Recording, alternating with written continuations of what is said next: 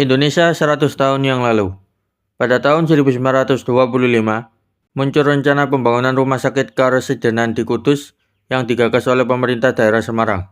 Rencana ini merupakan bagian dari upaya meningkatkan pelayanan kesehatan di wilayah Jawa Tengah. Pemerintah daerah telah membeli sebidang tanah di Kudus dan dana pembangunannya sudah dialokasikan dalam anggaran tahun 1925. Awalnya, rencana pembangunan rumah sakit akan diserahkan kepada pihak daerah untuk menentukan lokasinya, apakah di Kendal atau di Kudus. Namun kemudian, Inspektur Utama dari Dinas Kesehatan, setelah rumah sakit pemerintah di Kendal selesai diperbaiki, pembangunan rumah sakit di Kudus menjadi lebih mendesak dibanding membangun rumah sakit lagi di Kendal. Residen Semarang kemudian mengadakan pembicaraan dengan para pengusaha setempat yang sebelumnya berjanji memberikan dukungan. Perbedaan pendapat yang sempat muncul mengenai sejauh mana pihak pengusaha dapat ikut terlibat dalam urusan rumah sakit berhasil diselesaikan dengan baik. Para pengusaha kemudian memberikan kembali komitmen dukungan mereka, baik berupa janji baru maupun dengan mempertahankan janji lama, sehingga pelaksanaan rencana pembangunan bisa segera dimulai. Setelah semua pihak sepakat, Dinas Pekerjaan Umum Daerah mulai menyusun rencana pembangunan. Biaya pembangunan rumah sakit ini diperkirakan mencapai 150.000 gulden. Pihak inspeksi dari Dinas Kesehatan akan berusaha mendapatkan persetujuan dari pemerintah di tahun yang sama juga agar dana pembangunan dapat segera dicairkan. Masih di dunia kesehatan, dari data yang dikumpulkan oleh Dinas Kesehatan Rakyat tahun 1925, terlihat bahwa wabah pes di beberapa daerah, terutama di wilayah Surakarta Solo, menunjukkan peningkatan yang cukup signifikan. Fenomena ini, meskipun tahun tersebut tampak lebih kuat dibandingkan tahun-tahun sebelumnya, sebenarnya bukan hal yang mengkhawatirkan, karena peningkatan seperti ini memang terjadi setiap tahun pada waktu yang sama.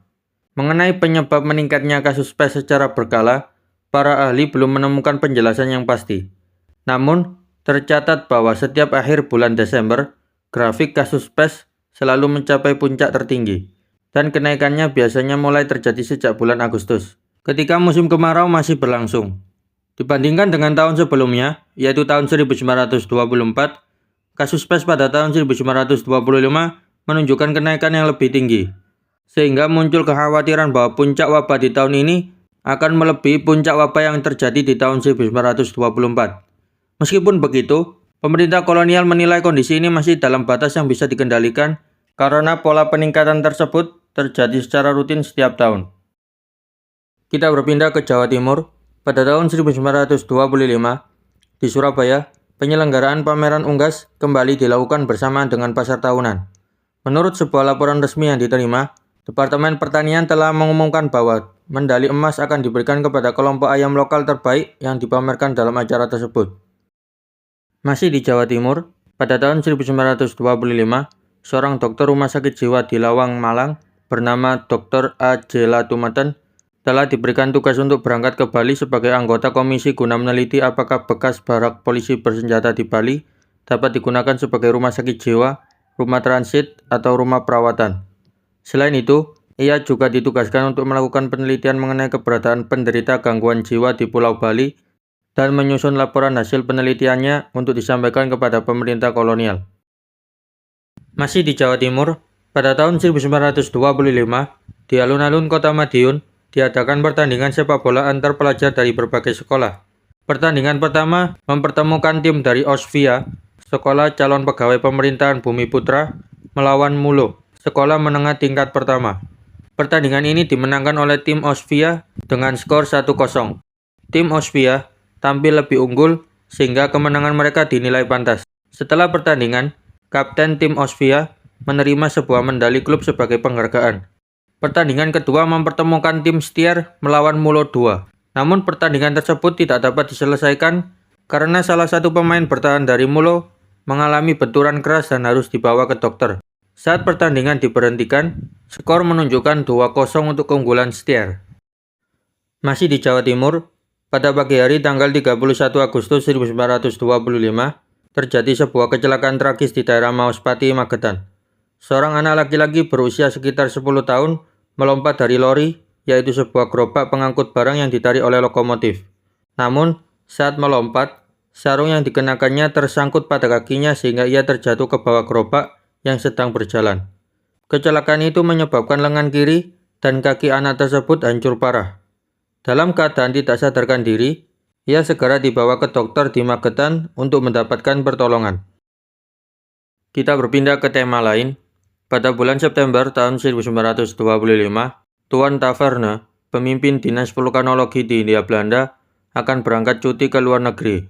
Selama masa cutinya, ia mendapat tugas resmi dari pemerintah kolonial untuk melakukan perjalanan ke Italia, Amerika Serikat, dan Hawaii. Tujuan dari perjalanan ini adalah untuk meninjau observatorium vulkanologi di negara-negara tersebut, terutama untuk mempelajari teknik pengeboran gunung berapi. Melalui metode ini, diharapkan para peneliti dapat menentukan kondisi dan struktur dalam gunung berapi tanpa harus turun langsung ke dalam kawah. Selain itu, Tuan Taverne juga diberi wewenang untuk membeli peralatan yang diperlukan bagi penelitian pengeboran vulkanologi tersebut. Pemerintah kolonial telah memberikan izin perpanjangan cuti jika waktu yang ditentukan tidak cukup untuk menyelesaikan tugas studinya.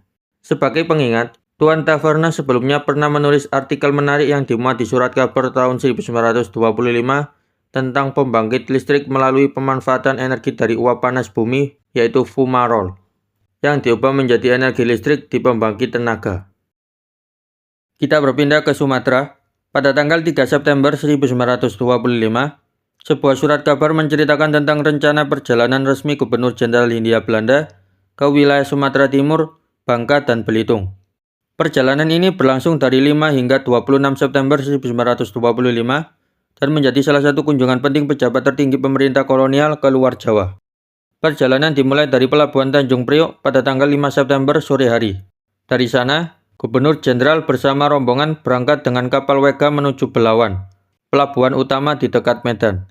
Setibanya di Belawan, pada tanggal 9 September, penyambutan dilakukan dengan meriah. Hadir dalam acara itu, Gubernur Pantai Timur Sumatera, yaitu Gubernur Van Kempen, pejabat militer dari Aceh, Sultan Delhi, serta berbagai pejabat Belanda, pemimpin lokal, dan tokoh masyarakat Tionghoa. Bahkan musik dari barisan kehormatan dari pasukan kolonial ikut memeriahkan acara penyambutan tersebut. Setelah disambut di Belawan, Gubernur Jenderal menuju Medan, ibu kota wilayah Sumatera Timur. Di sana, ia disambut oleh wali kota Medan dan melakukan tur keliling kota. Anak-anak sekolah di Medan ikut memberikan aubade, yaitu persembahan lagu untuk menghormati tamu penting, dan pada malam harinya, diadakan acara penyambutan resmi yang dihadiri oleh para pejabat dan tokoh masyarakat. Pada hari-hari berikutnya, rombongan melakukan kunjungan ke berbagai tempat penting, seperti Lubuk Dalam untuk melihat kegiatan perkebunan tembakau, kantor pusat Delhi Manstapij di Medan, serta kediaman Sultan Delhi. Gubernur Jenderal juga mengunjungi daerah pegunungan seperti Brastagi, Kaban Jahe, dan Parapat di tepi Danau Toba untuk melihat kegiatan pertanian. Kunjungan berlanjut ke berbagai perusahaan besar milik Belanda, seperti perkebunan teh Permangakan milik Lan Sindikat, pabrik serat di Dolo Ilir milik HFA, serta ladang minyak di Pangkalan Brandan milik BPM. Ia juga menyempatkan diri mengunjungi perkebunan Sanembah Mantapij dan bertemu Sultan Serdang di Perbaungan. Kunjungan selama kurang lebih 1 bulan tersebut ditutup dengan acara pesta formal untuk kalangan pejabat dan bangsawan kolonial di sebuah klub elit kolonial di Medan. Acara ini dihadiri oleh para pejabat Belanda, bangsawan lokal, dan tokoh masyarakat Eropa sebagai bentuk penghormatan kepada Gubernur Jenderal.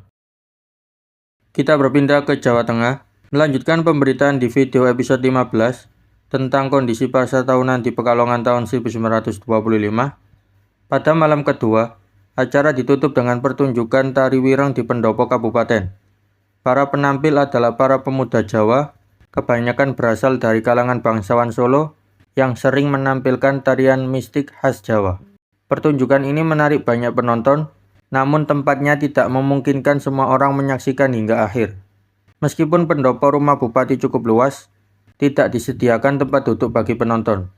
Padahal, panitia sebenarnya bisa menyediakan kursi berbayar yang pasti akan diminati oleh para pencinta seni.